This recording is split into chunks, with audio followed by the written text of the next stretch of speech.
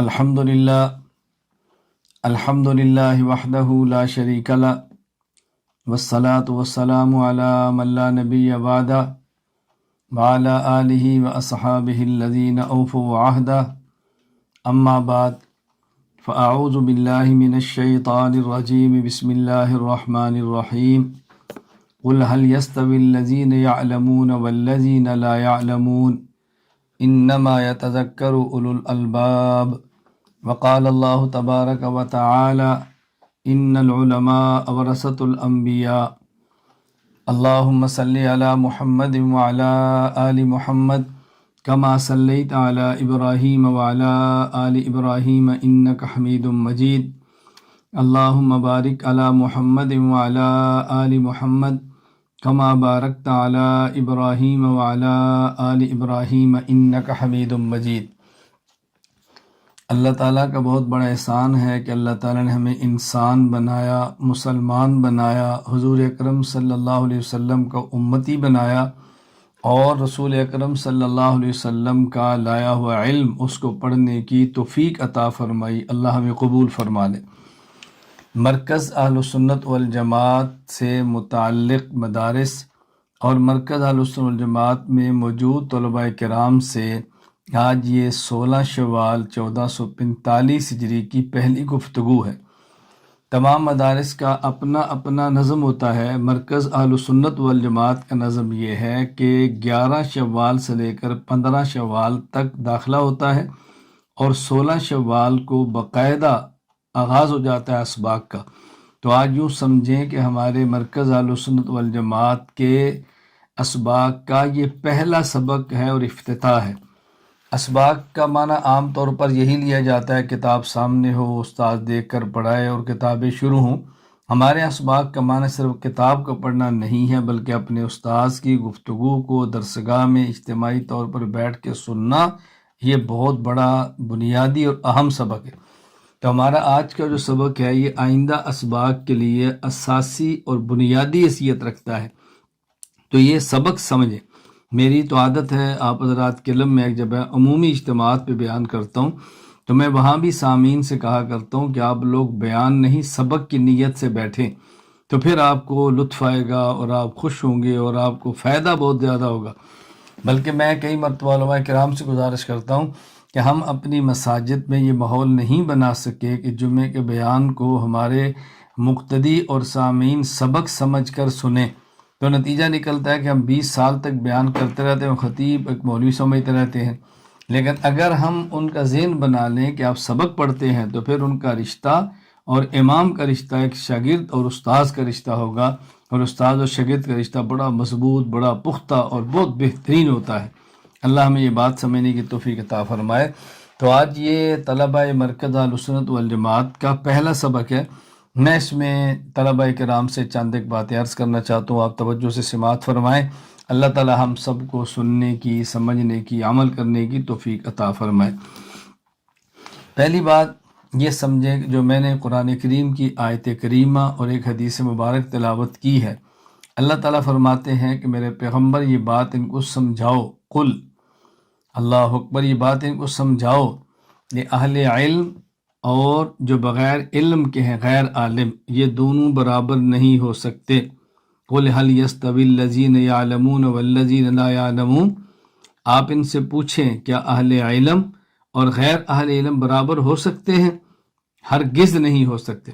طلباء کرام سمجھتے ہیں میں اس پر لمبی بات نہیں کر رہا، بس مختصر سی بات عرض کر رہا ہوں کہ عالم اور غیر عالم کبھی بھی برابر نہیں ہو سکتے۔ عالم اور غیر عالم زندہ اور مردہ کی طرح ہیں، عالم اور غیر عالم نور اور ظلمت کی طرح ہیں، عالم اور غیر عالم دن اور رات کی طرح ہیں۔ تو دن اور رات کیسے برابر ہیں؟ زندہ اور مردہ کیسے برابر ہیں؟ نور اور ظلمت کیسے برابر ہیں؟ اندھیری اور روشنی کیسے برابر ہیں؟ عالم اور غیر عالم کیسے برابر ہو سکتے ہیں؟ تو علم کا ایک اپنا مقام ہے، اور حضور اکرم صلی اللہ علیہ وسلم نے ارشاد فرمایا ان العلماء ورثۃ الانبیاء، علماء انبیاء کے وارث ہیں، علماء انبیاء کے وارث ہیں۔ میں نے یہ آیت کریمہ اور حدیث مبارک پڑھی ہے ایک بات سمجھانے کے لیے، وہ یہ کہ جب عالم اور غیر عالم برابر نہیں، کیوں؟ عالم نبی کا وارث ہے، تو اس کا مطلب یہ ہے کہ پھر عالم کی زندگی بھی عام لوگوں کی طرح نہیں ہے، عالم کے اخلاق بھی عام لوگوں کی طرح نہیں ہیں، عالم کا رہن اور سہن، اٹھنا بیٹھنا، اس کا جاگنا اور سونا، چلنا اور پھرنا، حتیٰ کہ جینا اور مرنا عام آدمی کی طرح نہیں ہے۔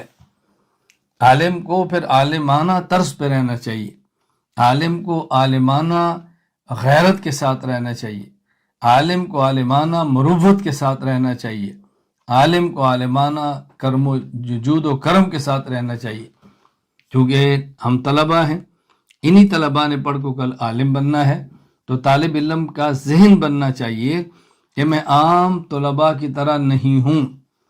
ایک طالب علم وہ ہے جو علم نبوت کو پڑھنے کے لیے مدرسہ آ رہا ہے، ایک طالب وہ ہے جو کسی فن کو سیکھنے کے لیے یونیورسٹی اور کالج جا رہا ہے۔ ان دونوں میں کیا فرق ہے؟ یہ بات اچھی طرح ذہن نشین فرما لیں کہ واحد علم شریعت، علم نبوت، علم قرآن، علم حدیث وہ علم ہے کہ جو انسان کی دنیا اور دنیا سے بڑھ کر موت کے بعد کی زندگی پر بات کرتا ہے، جبکہ دیگر تمام علوم اور فنون جو سکولز، کالجز، یونیورسٹیز میں پڑھائے جاتے ہیں وہ دنیا میں ہونے والی زندگی کے بارے میں بات کرتے ہیں، موت کے بعد والی زندگی کے بارے میں بات نہیں کرتے، خاموش ہیں۔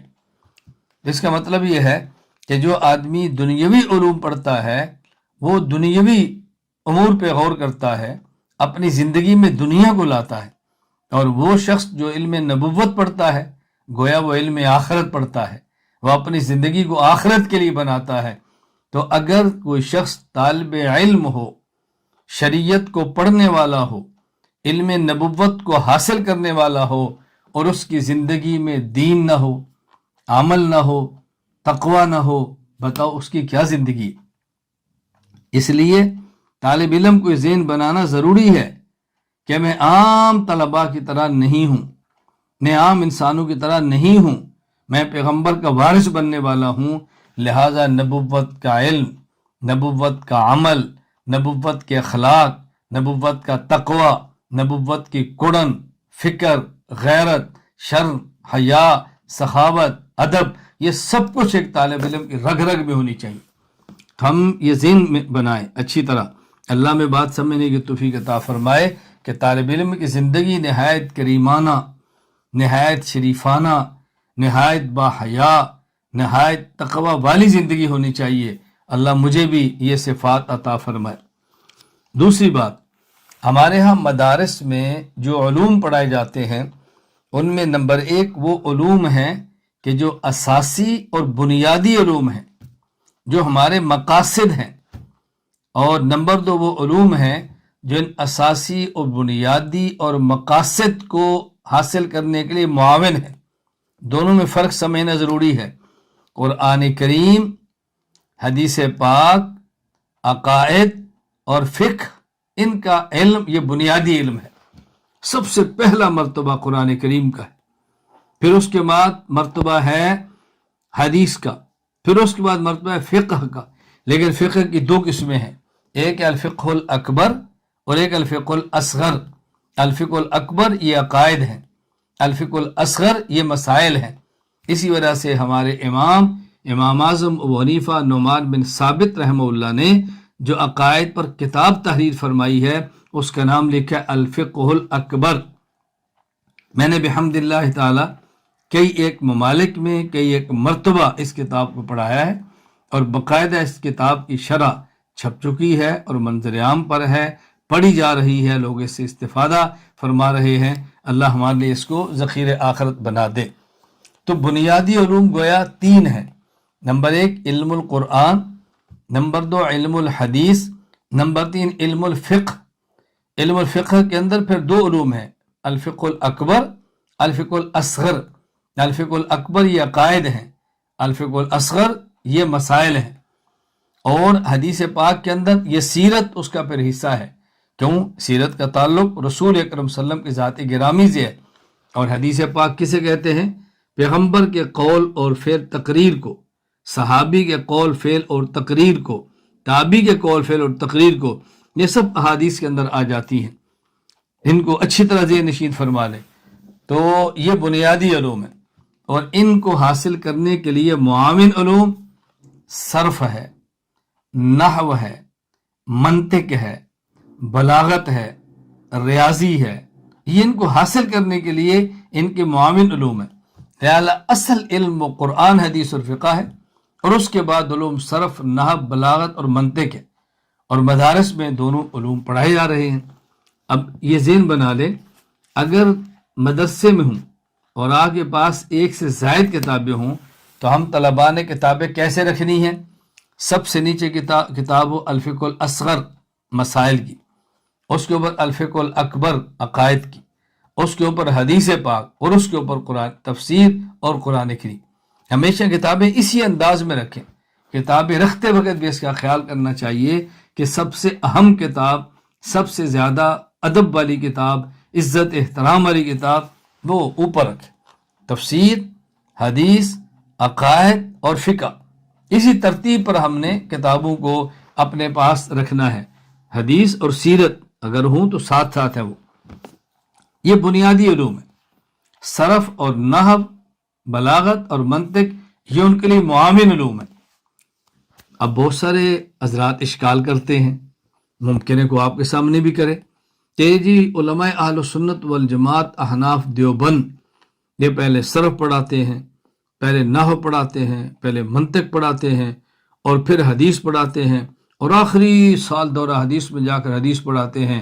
اور ہمارے مدارس دیکھو، ہم تو پہلے سال بخاری پڑھا دیتے ہیں. اللہ عقل عطا فرمائے، اللہ فہم عطا فرمائے، اللہ سمجھ عطا فرمائے. بھائی اگر کسی شخص نے اپنے مکان کی چھت پہ جانا ہو تو پہلے وہ سیڑھی پہ چڑھتا ہے، پھر چھت پہ جاتا ہے. کسی شخص نے ٹرین میں بیٹھنا ہو وہ سیڑھی پہ بیٹھتا ہے، پھر ٹرین پہ جاتا ہے. کسی شخص نے سواری پر بیٹھنا ہو تو کیسے جاتا ہے؟ یہ بات سمجھنے کی کوشش کریں. قرآن کریم، حدیث پاک یہ ہماری منزل ہیں. اب ان کو حاصل کرنے کے لیے آپ صرف پڑھیں گے تو حدیث پڑھنی آئے گی، نحو پڑھیں گے تو عبارت پڑھنی آئے گی. آپ اس کو نہیں پڑھیں گے تو آپ بتائیں عبارت کیسے پڑھیں گے؟ احادیث میں غلطیاں کریں گے. اتنی سخت غلطیاں بس اوقات انسان آیت کریمہ میں کر لیتا ہے کہ انسان اس آیت کی وجہ سے اتنی بڑی غلطی ہوتی ہے کہ بندے کو کفر تک پہنچا دیتی ہے. اب دیکھیں نا قرآن کریم میں ہے وَإِذِ ابْتَلَىٰ إِبْرَاهِيمَ رَبُّهُ. اب اگر کسی شخص نے نہیں پڑھا نحو کو اور وہ پڑھ لے وَإِذِ ابْتَلَىٰ إِبْرَاهِيمُ رَبَّهُ، بتائیں کفر ہو جائے گا. اگر وَإِذِ ابْتَلَىٰ إِبْرَاهِيمَ رَبُّهُ پڑھیں گے تو اس کا معنی ابراہیم کے رب نے ابراہیم کا امتحان لیا. اور اگر پڑھیں گے وَإِذِ ابْتَلَىٰ إِبْرَاهِيمُ رَبَّهُ تو اس کا معنی ابراہیم نے اپنے رب کا امتحان لیا. ابراہیم علیہ السلام نے اللہ کو امتحان دیا ہے یا اللہ کا امتحان لیا ہے؟ ذرا سوچیں نا. اب بتائیں یہ تبھی غلطی دور ہو سکتی ہے نا جب انسان کو نحو آتی ہو. نحو اس کو بتائے گی نا، فاعل مرفوع ہے، مفعول بھی منصوب ہے، نحو بتائے گی نا، ورنہ کیسے اس کو پتہ چلے گا؟ اسی طرح بہت ساری غلطیاں ہیں کہ جو انسان کر بیٹھتا ہے. تو ہم پہلے اس کی صرف اور نحو یہ چیزیں مضبوط کراتے ہیں، اس کو بلاغت مضبوط کراتے ہیں، اس کو منطق پڑھاتے ہیں تاکہ یہ بہترین طریقے پر قرآن کریم کو سمجھے، حدیث پاک کو سمجھے اور یہ فقہ کو سمجھے بہترین طریقے پر. اللہ ہم یہ باتیں سمجھنے کی توفیق عطا فرمائے. تو یہ دو علوم ہیں، دونوں کا خیال کرنا ہے. یہ تو لازم ہے کہ قرآن کریم کو جب بھی ہاتھ لگانا ہے تو باوضو ہو کر لگانا ہے. بغیر وضو کے قرآن کریم کو چھونا جائز نہیں ہے. لیکن اگر تفسیر اور ترجمہ ہو تو پھر دیکھ لیں کہ ترجمہ زیادہ ہے، تفسیر زیادہ ہے، قرآن کریم کم ہے، تو بغیر وضو کے ہاتھ لگانے کی گنجائش موجود ہے، اگرچہ خلاف ادب ہے، گنجائش موجود ہے. اس کا خیال رکھ لیں. لیکن جو باقی کتب ہیں ان کو بغیر وضو کے ہاتھ لگایا جا سکتا ہے. لیکن ادب کا تقاضا یہ ہے کہ بغیر وضو کے نہ علم عالی جو مقاصد ہیں تفسیر حدیث اور فقہ کو ہاتھ لگائیں، اور نہ علم عالی جو اعلیٰ اور سبب ہے، معاون ہے، ذریعہ ہے، بغیر وضو کے لگائیں۔ طالب علم کو چاہیے کہ اپنے طالب علمی میں تعلیم کے اوقات میں باوضو رہے، مطالعہ باوضو کرے، تکرار باوضو کرے، سبق باوضو پڑھے۔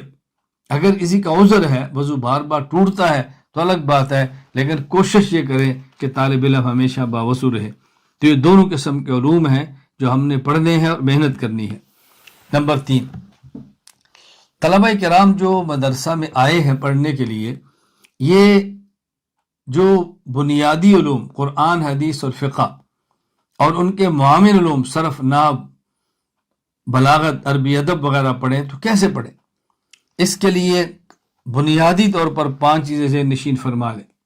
نمبر 1، طالب علم اعمال صالحہ، مسنون اعمال، عبادات کا خیال کرے، 5 وقت فرض نماز پابندی سے، سنن مؤکدہ پابندی سے، بلکہ طالب علم تہجد، اشراق، اگر چارج کی چھٹی ملتی ہو، مگر نہ اوابین اور عصر یا عشاء کی سنن جو زائد اور غیر مؤکدہ ہیں، اس کو پڑھنے کا اہتمام کرے، تلاوت کا اہتمام کرے، ذکر کا اہتمام کرے۔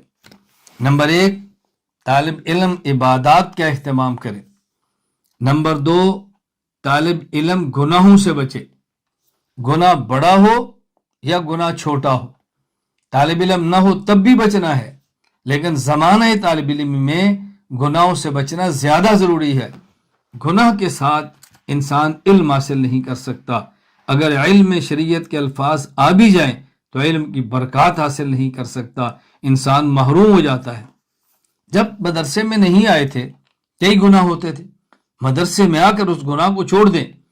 بطور خاص مرکز اہل سنت والجماعت میں آنے والے طلباء سے میں گزارش کیا کرتا ہوں کہ الحمدللہ اس قدر ماحول اچھا ہے کہ آپ تصور نہیں کر سکتے۔ نہ محرم عورتیں نہیں ہیں، بازار نہیں ہے، وہاں اخبارات نہیں ہیں، وہاں قرب و جوار میں کوئی دکانیں ایسی نہیں کہ جہاں پر عورتوں کا آنا جانا ہو۔ اب کو کثرت گناہوں کے پیچھے دوڑے، بتائیں اس بندے کا کیا علاج کرے؟ بہترین جگہ ہے، ہوادار جگہ ہے، کھیلنے کے میدان موجود ہیں، اور بہترین صحت کے لیے آب و ہوا اتنی عمدہ ہے کہ میں اس کی تعریف زیادہ نہیں کرتا کہ آپ کہیں گے اپنے مدرسے کی تعریفیں کر رہے۔ آنے والے طلبہ سمجھتے ہیں، پڑھنے والے طلبہ بہت اچھی طرح سمجھتے ہیں۔ گناہوں سے بچیں۔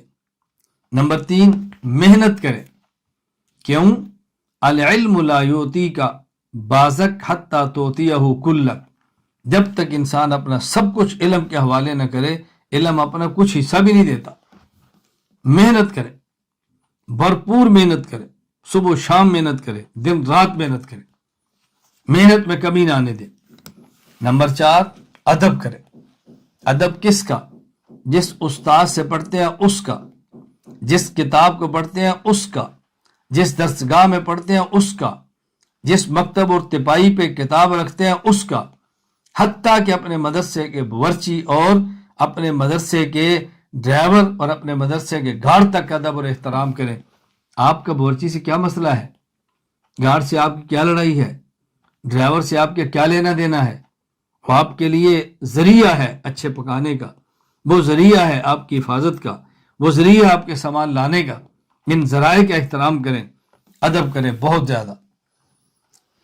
نمبر 5، تعلیمی مصروفیت کے راستے میں جو رکاوٹ ہے وہ تمام تعلقات کو ختم کر دے۔ موبائل بہت بڑی رکاوٹ ہے، ختم کر دے۔ خطوط لکھنا بلا وجہ بہت بڑی رکاوٹ ہے، ختم کر دے۔ اخبارات کو دیکھنا بہت بڑی رکاوٹ ہے، ختم کر دے۔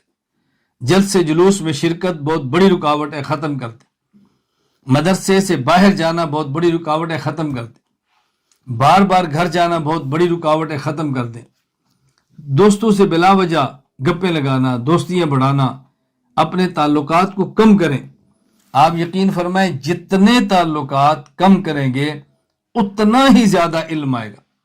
جس حد تک تعلقات سے اپنی جان چھڑائیں گے اس حد تک علم پختہ ہوتا جائے گا، علم دماغ میں بیٹھتا جائے گا، علم ذہن میں بیٹھتا جائے گا، تعلقات کو ختم کر دیں۔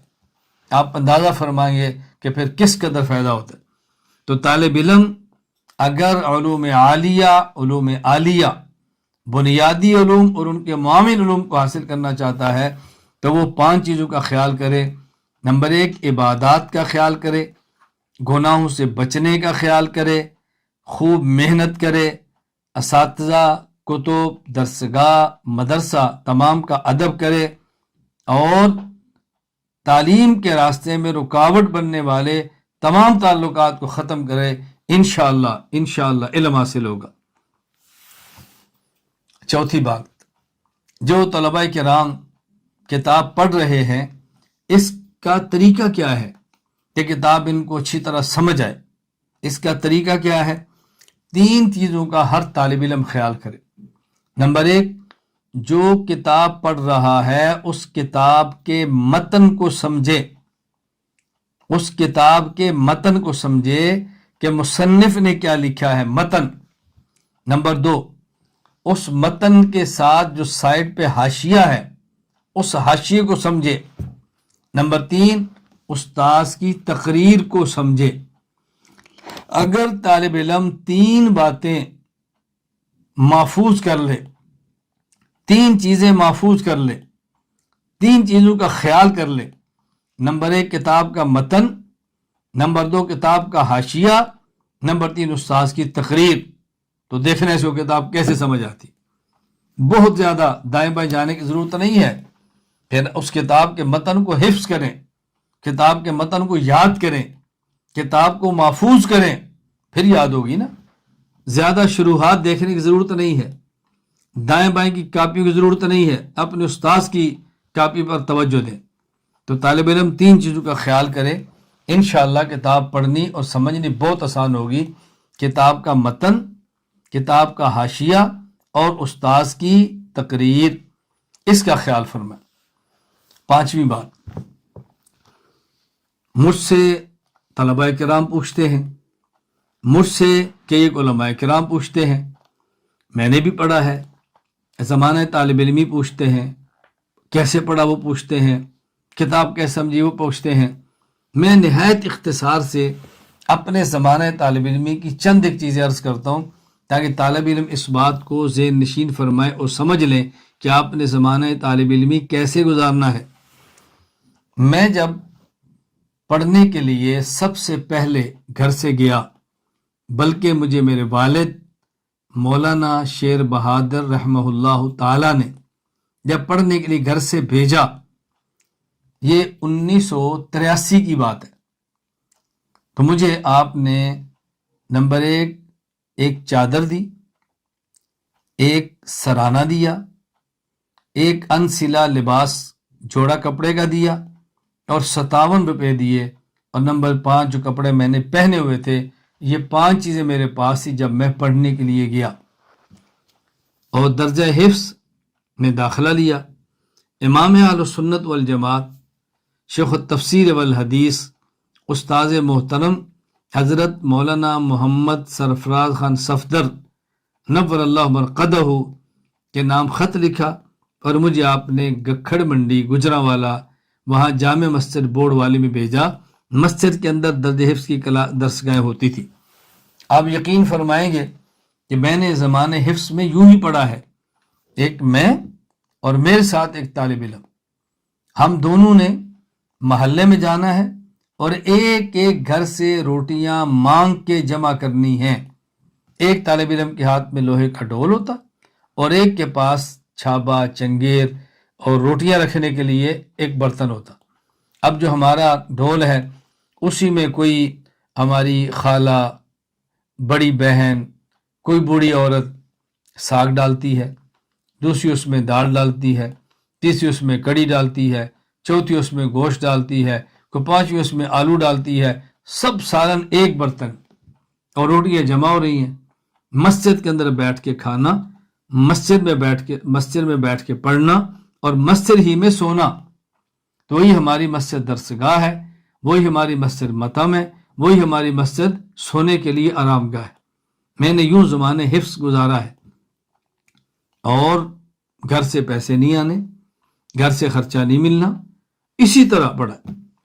اور جب درجہ کتب کے لیے میں نے پڑھنا شروع کیا تو آپ یقین فرمائیں مجھے اب یاد نہیں ہے کہ پہلی دفعہ گیا تو مجھے والد صاحب نے کتنے پیسے دیے ہوں گے، 2 جوڑے کتنے کپڑے دیے مجھے یاد نہیں ہے۔ بستر کپڑے لے کر میں گیا کراچی، وہاں پڑھنا شروع کیا، درجہ اولا، درجہ ثانیہ، درجہ ثالثہ، جامع بنوریا سیٹ ایریا کراچی، وہاں میں نے پڑھنا شروع کیا۔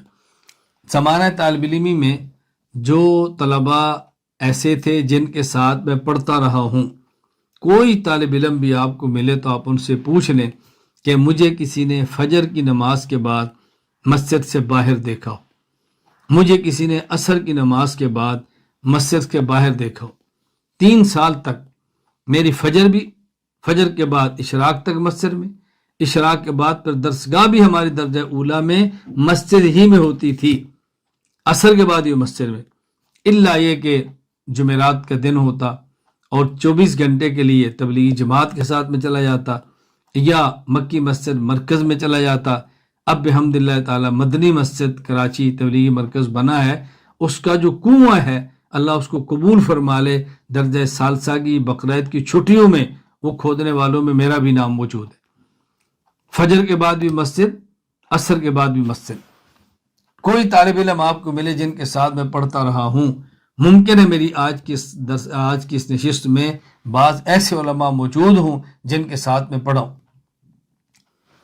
کیونکہ مجھے کبھی نہ کبھی کسی نہ کسی عالم کا میں آ جاتا ہے پیغام کہ میرا یہ نام ہے اور آپ کو یاد آ گیا ہم پڑھتے ہیں۔ میں نے کہا بالکل، ابھی چند دن پہلے مجھے ایران سے ایک عالم کا میسج آیا کہ میرا یہ نام ہے، آپ کو یاد ہے میں آپ کے ساتھ جامعہ امدادیہ پڑھا ہوں؟ میں نے کہا مجھے بالکل یاد ہے، درجہ رابعہ کے اندر پڑھے ہیں، مجھے یاد ہے۔ اس طرح بلکہ میرا ملیشیا کوالالمپور وہاں جو جامع پاکستان مسجد ہے بڑی، وہاں جانا ہوا تو مولانا عبدالغنی صاحب دامت برکاتہم بڑا مجھے عزت دی، ملے، کپڑے استری کیے، اور میں نہایا، جمعہ تھا میرا، تو مجھے فرمانے لگے آپ کو یاد ہے میں نے حفظ آپ کے ساتھ کی ہے۔ وہ چونکہ بڑے تھے، میں چھوٹا تھا، اور مجھے یقین کرے ذہن میں بھی نہیں تھا۔ خیر ملاقات ہوئی، اللہ تعالیٰ ان کی عمر میں برکت دے، اللہ ان کی دینی خدمات کو قبول فرمائے۔ وہ اس وقت میرے مجاز بھی ہیں اور باقاعدہ وہاں بہت اچھا کام فرما رہے ہیں۔ جو طلبہ پڑھتے رہے ہیں، کوئی ملے تو پوچھیں۔ زمانہ طالب علمی میں اولا، ثانیہ، ثالثہ، سب سے آخر میں سونے والا طالب علم میں ہوتا، اور سب سے پہلے صبح اٹھنے والا طالب علم بھی میں ہوتا۔ آخر میں سوتا اور سب سے پہلے اٹھتا۔ آپ کو حیرانگی ہوگی، فجر کی نماز سے پہلے جب میں مسجد میں آتا تو صف اول کے آگے وہاں میری تپائی پڑی ہوتی تھی، جہاں پہلی صف ختم ہوتی ہے قبلے کی جانب، بس اس کو لیتا اور کتابیں یاد کرنا شروع کر دیتا۔ میری عادت تھی کہ میں کتابوں کے متون کو حفظ کرتا تھا، فجر کی نماز تک میں پھر متن یاد کرتا، اور فجر کے بعد پھر اشراق تک قرآن کریم کی تلاوت کرتا تھا۔ رات کو عشاء کے بعد اللہ گواہ ہے، اللہ جھوٹ بولنے سے مجھے بھی اور آپ سب کو محفوظ رکھے، میں جب صرف وغیرہ یاد کرتا تو رات 12 ساڑھے 12 بج جاتے صرف جب یاد کرتا۔ اور مجھے ابھی بھی یاد ہے یہ جو صفائی کرنے والا برش ہوتا ہے، میں کئی بار اس برش کو تپائی کے سامنے رکھ کے جیسے اس کو سبق سناتے ہیں نا، اس کو سامنے رکھ کے میں سناتا۔ بچہ تھا، اولا ثانیہ میں کیا عمر ہوتی ہے، اور اوپر گیلری میں ہمارے مکران کے بلوچ طلبہ سوتے تھے، وہ اوپر سے کئی بار مجھے آواز دے کر کہتے صوفی بس کر بابا، تو نے نہیں سونا، ہمیں تو سونے دے، آہستہ پڑھ۔ تو میں یعنی یوں جاگتا اور یوں پڑھتا تھا۔ یہ درجہ اولا، درجہ ثانیہ، درجہ ثالثہ میں۔ درجہ اولا میں نے صرف میں ارشاد الصرف پڑھی ہے، مجھے یاد بھی یاد ہے ارشاد الصرف کے 85 قوانین ہیں۔ جہاں تک مجھے یاد پڑتا ہے پورے سال میں ایک رات بھی ایسی نہیں گزری ہوگی سوائے شب جمعہ کے کہ میں ارشاد الصرف مکمل پڑھے بغیر سویا ہوں۔ جتنی پڑھی ہوتی اتنی ایک مرتبہ دہرا کر سوتا۔ آپ کے میں 85 قوانین، اتنی بڑی کتاب کیسے پڑھتا تھا؟ اس کا طریقہ کیا تھا؟ قانون نمبر 1، اس کا نام یہ ہے، اس میں شرطیں اتنی ہیں، اتنی شرط وجودی ہے، اتنی شرط سلبی ہے۔ قانون نمبر 2 نام یہ ہے، اس میں اتنی شرط وجودی، اتنی سلبی ہے۔ میں یوں کر کے بھی اس کا پورا خلاصہ رات پڑھ کے سوتا تھا، اور بحمد اللہ تعالی میں نے صرف میں درجہ اولا میں سالانہ امتحان کے اندر 20 اور نمبر لیے ہیں، اور میں نے درجہ ثانیہ میں سالانہ امتحان علم الصیغہ کے اندر وفاق کے اندر 20 اور نمبر لیے ہیں۔ صرف بحمد اللہ تعالی میں نے یوں پڑھی، صرف پڑھتے تھے استادہ کے پاس۔ اور مجھے آج بھی یاد ہے میرے استاذ حضرت مولانا عبد الحمید غوری دامت برکاتہم، جو جامعہ بنوریہ کے ناظم تعلیمات اور شیخ الحدیث ہیں، ہمارے 2 گھنٹے صرف کے ہوتے تھے، ایک دن زہر سے پہلے اور ایک ظہر کے بعد۔ ظہر کے بعد کا جو پہلا گھنٹہ ہوتا تھا وہ صرف الاجراء کا ہوتا تھا۔ ہم 17 طالب علم درجہ اولا میں ہوتے تھے۔ کئی بار ایسے بھی ہوتا تو ساجد تشریف لاتے اور ایک صیغہ پیش کرتے، ایک طالب علم، دوسرا، تیسرا، کھڑے ہو جاؤ، کھڑے ہو جاؤ، کھڑے۔ میری باری آتی، مجھے چھوڑ دیتے، پھر آگے جاتے۔ جب بس اوقات 16 طالب علم کھڑے ہوتے تو پھر مجھے دیکھ کر استاد جی مسکراتے، ہاں الیاس۔ مجھے آج بھی تعجب ہوتا ہے کہ میں اتنی چھوٹی سی عمر میں ایسی بات کیسے کہہ لیتا تھا۔ تو میں کہتا استاد جی میرا انعام نکال دیں، میرا انعام۔ ایسے استاد جی پھر 1 روپیہ نکالتے اور پھر میں تعلیلیں کرتا، پھر میں صیغہ نکالنا شروع کرتا۔ یہ درجہ اولا میں تھا۔ مجھے ابھی تک یاد ہے کہ درجہ اولا میں ایک بار جو یہ درجہ ثانیہ تھا، مجھے اب یاد نہیں، اولا ثانیہ تھا۔ مغرب کے بعد جمعرات کو استاد جی اپنے دفتر میں تھے، اور ان کے استاد سندھ سے تشریف لائے تھے، تو کسی کو کہا اس کو بلا کر لاؤ۔ میں وہاں سے آیا استاد جی کے پاس، تو مجھے استاد نے فرمایا گلاس ہے، اس میں پانی لاؤ۔ گلاس دیا، اور ساتھ ہی وہ جو اپنے استاد نے فرمایا کہ اس سے نا صرف سے کہیں سے امتحان لو۔ مجھے ابھی تک یاد ہے انہوں نے کہا تھا آ و نا، یہ کون سا صیغہ ہے، تعلیل کرو۔ تو میں نے کہا جی پانی لے آؤں، تو استاد جی نے فرمایا کہ پانی لانے میں تو کتنے صیغے نکال سکتے ہیں۔ میں وہیں بیٹھ گیا، مجھے ابھی تک یاد ہے۔ تو میں نے کہا استاد جی چونکہ احتمالات نکالنے ہوتے ہیں نا، ایک احتمال یہ ہے کہ یہ واحد مذکر غائب آوا ہے، اور نا ضمیر نہیں، نہ اسم ہے مفعول بھی، احتمالات نکالنے ہوتے تھے۔ دوسرا یہ ہے کہ آوینا ہے، اور یہ فعل ماضی جمع متکلم ماضی معروف کا صیغہ ہے۔ نمبر 3 یہ آونا ہے، یہ واحد متکلم مضارع ہے، نہ مفعول بھی ہے۔ نمبر 4 یہ افعل التفضیل ہے، آونا، اس سے تعلیل ہوگی تو آوانا بنے۔ یوں میں نے جب تعلیلات شروع کی تو استاد جی اتنے خوش ہوئے، ایسے پارکر کے قلم تھا نکال کے جیب سے مجھے دے دیا، فرمایا یہ لو ہدیہ۔ تو میں صرف طالب علموں کو کہہ رہا ہوں کہ میں نے بحمد اللہ تعالی زمانہ طالب علمی میں نے یوں پڑھا ہے۔ یہ میں درجہ اولا کی بات کرتا ہوں، اور ہمارے استاد مولانا محمد اسلم شیخ پوری صاحب رحمۃ اللہ علیہ، ان سے میں نے نحمیر پڑھی تھی، پھر ان سے میں نے شرح میں عمل پڑھی تھی۔ اور سبحان اللہ، استاد جی پاؤں سے معذور تھے، سائیکل پہ ہوتے تھے، اور کتنا مجھے یاد نہیں ہے میں کتنی بار استاد جی کو ایسے اٹھا کر مسجد کے جہاں جوتیاں ہوتی ہیں وہاں سے اٹھا کر درسگاہ تک اٹھا کے لایا کرتا تھا۔ کبھی کبھی جمعرات کو استاد جی فرماتے کہ آج یہاں کراچی میٹرو ویل کی پہاڑیاں وہاں چلتے ہیں، تو ہم استاد جی کی وہ سائیکل کو دھکیل کے وہ اوپر تک لے جاتے، وہ کیلے لیتے، پھر ہمیں کھلاتے، اور بہت محبت فرماتے تھے، بہت زیادہ۔ ہر جمعرات کو آدھا گھنٹہ سبق، آدھا گھنٹہ سوال و جواب ہوتے، پھر ہمیں لطائف بھی سناتے تھے، ہم بچے تھے، بہت محبت فرماتے تھے۔ تو میں نے ان سے نحمیر پڑھی، شرح میں تعامل پڑھی، درجہ ثانیہ میں پھر میں نے ہدایت النحو پڑھی، اور جب درجہ ثالثہ تھا تو درجہ ثانیہ کی چھٹی تھی، مفتی محمد نعیم صاحب رحمۃ اللہ علیہ اور شیخ الحدیث مولانا عبد الحمید غوری دامت برکاتہم، یہ دونوں مکی مسجد تھے اور تبلیغی جماعت میں چلے کے لیے جا رہے تھے۔ میں وہاں جا کر ملا تو مجھے ابھی تک وہ منظر یاد ہے، اللہ گواہ ہے میں کوئی جھوٹ نہیں بول رہا، ابھی تک مجھے یاد ہے۔ یہ 86 یا 87 کی بات ہوگی۔ تو میں گیا تو مسجد کے وضو جگہ سیڑھی پر بیٹھے تھے، میں جا کر ملا تو میں نے سلام لیا، تو میں نے آئندہ درجہ ثالثہ میں کراچی نہیں آؤں گا مدرسے میں پڑھنے کی۔ مجھے فرمایا کیوں؟ میں نے کہا اس لیے کہ مجھے قافیہ کا شوق ہے اور یہاں قافیہ نہیں۔ نہیں تم آ جاؤ، ہم قافیہ کا بھی کر لیں گے، تم آ جاؤ۔ میں چلا گیا، وہاں درجہ ثالثہ میں شرح ابن عقیل ہوتی تھی، پھر مجھ ایک طالب علم کی خاطر قافیہ کو بھی داخل نصاب کیا گیا، اور آج تک اگر وہ قافیہ ہے تو اس طالب علم کی وجہ سے ہے جو آپ کے سامنے بیٹھا ہو۔ شرح ابن عقیل بھی پڑھی اور میں نے قافیہ بھی پڑھا، یہ ہمارا ذوق تھا۔ میں صرف بتا رہا ہوں طلباء کو، یہ زمانہ طالب علمی کی باتیں میں کر رہا ہوں، یہ درجہ اولا ہے۔ اور جب دورہ حدیث شریف میں نے جامعہ اسلامیہ امدادیہ فیصل آباد پڑھا ہے، آج بھی طلبہ کرام وہ زندہ ہیں جن کے ساتھ میں نے پڑھا ہے، اور بعض آج بھی طلبہ مجھے ملتے ہیں جو اس وقت درجہ اولا میں تھے اور جامعہ امدادیہ پڑھتے تھے، درجہ اولا میں تھے، آج بھی زندہ ہیں۔ ابھی ان میں سے بہت سے طلبہ، خیر تو جمعرات کو میں جب بخاری یا کسی کتاب کا تکرار کراتا تھا دورہ حدیث والے ساتھ، آپ یقین فرمائیں گے اولا اور ثانیہ کے طلبہ آ کر سنتے تھے میرا تکرار، یہ تکرار کیسے کراتا ہے، میں اس طرح بولتا تھا۔ اور بس اوقات پھر میری وہ تعلیم اور تحریک کی زندگی بھی تھی، تحریک کی زندگی میں تھا اور ساتھ دورہ بھی چل رہا تھا۔ اساتذہ ہمارے آج بھی زندہ موجود ہیں، طلبہ میرے ساتھ پڑھنے والے آج بھی موجود ہیں۔ ایسا بھی ہوتا کہ بس اوقات میں ایک ہفتہ اپنی تحریکی زندگی میں گزار کے واپس آتا تو جو سبق نہیں پڑھے میں ان کے بھی تکرار کراتا تھا۔ اور شیخ الحدیث حضرت مولانا نذیر احمد صاحب نور اللہ برکت اللہ ان قبر پہ کروڑوں رحمت نازل فرمائے، بہت شفیق استاد تھے۔ ایک بار مجھے بلا کر فرمانے لگے، میں نے 35 سالہ زمانہ تدریس میں واحد طالب علم تجھے دیکھا ہے کہ جو تحریک اور تعلیم کو یوں لے کر چلتا ہے۔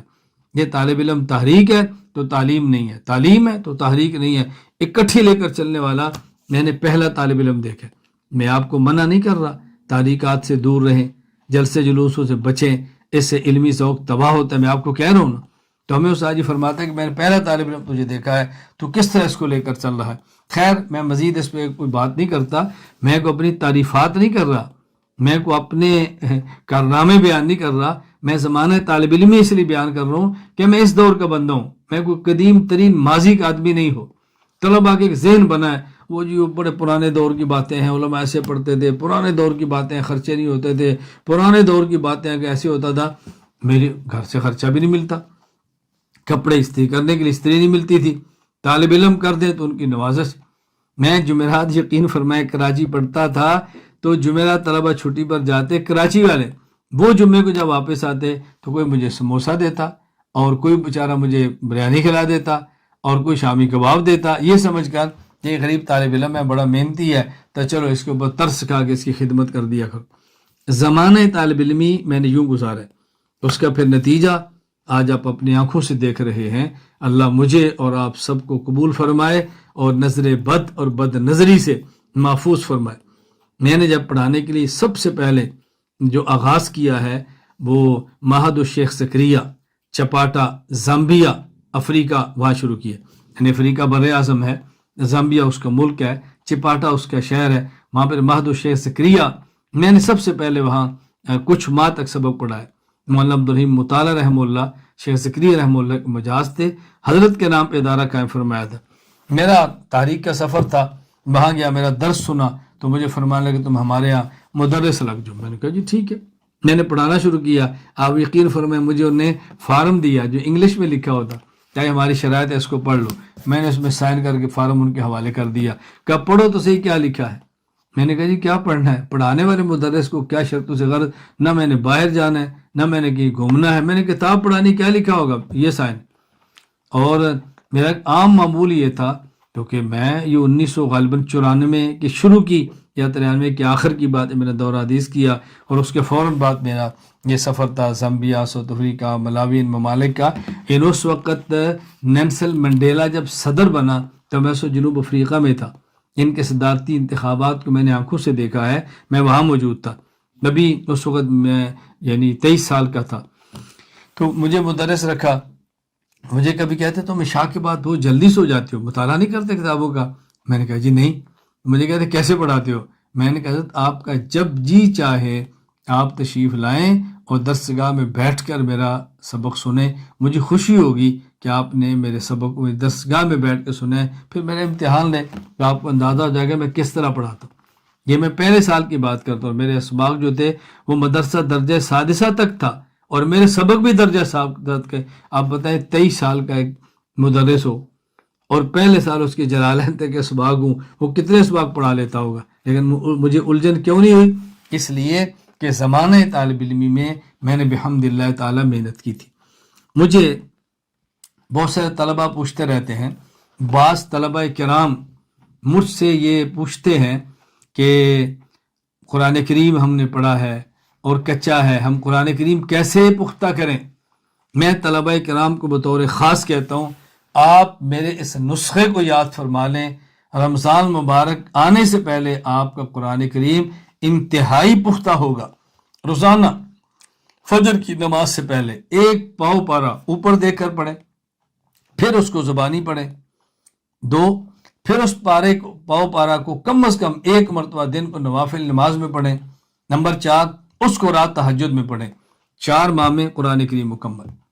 پھر اسی طرح آدھا پارا 2 ماہ میں قرآن کریم مکمل، 6 ماہ، پھر پونا پارا، یہ قرآن کریم آپ کا 1.5 ماہ میں مکمل، 7.5، پھر آپ ایک پارا پڑھیں، یہ قرآن 1 ماہ مکمل، 8.5، آپ تقریباً 9 کر لیں۔ ایک شعبان کا مہینہ آئے گا کہ آپ روزانہ بہترین طریقے پر قرآن کریم کو پڑھیں گے اور رمضان میں آپ کو دقت پیش نہیں آئے گی، بغیر اضافی وقت دیے انشاءاللہ قرآن کریم آپ کا پختہ ہوگا۔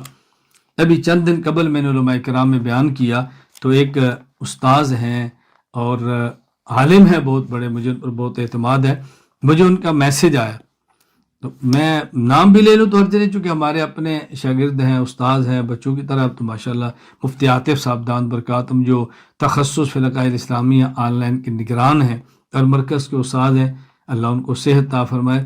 مجھے ان کا پرسوں میسج آیا کہ استاد جی میں نے آپ کی بتائی ہوئی ترتیب پر 2 سال سے عمل کیا ہے، تو میں 2 سال سے رمضان مبارک میں تراویح بغیر ایک اٹکن کے سنا رہا ہوں۔ اس طرح کتنے مجھے میسیج وصول ہوئے ہیں، یہ تو میرے گھر کے آدمی ہیں نا، میری اولاد کی طرح، میں نے اس کا نام لے کر ذکر کیا ہے کہ وہ بھی اس سے خوش ہوں گے، مجھے بھی خوشی ہوتی ہے۔ اللہ تعالیٰ ان کی عمر میں برکت عطا فرمائے۔ اس کا آپ طلبہ کرام بے حد خیال فرمائیں تاکہ قرآن کریم ہمارا پختہ ہو، قرآن کریم یاد ہے۔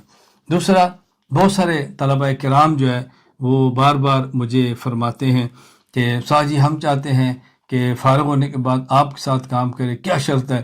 میں کہتا ہوں ایک ہی شرط ہے کہ آپ کی زمانہ طالب علمی میں علوم اور اعمال پختہ ہوں، پھر آپ میرے ساتھ کام کریں، آپ کو بھی مزہ آئے گا اور مجھے بھی مزہ آئے گا۔ اللہ تعالیٰ مجھے اور آپ تمام کو علوم حاصل کرنے کی توفیق عطا فرمائے، علوم میں برکتیں عطا فرمائے، اللہ تعالیٰ گناہوں سے محفوظ فرمائے، اللہ تعالیٰ عافیت عطا فرمائے، اللہ تعالیٰ ہم سب سے راضی ہو جائے، اللہ مجھے بھی اور آپ کو بھی عمل کرنے کی توفیق عطا فرمائے۔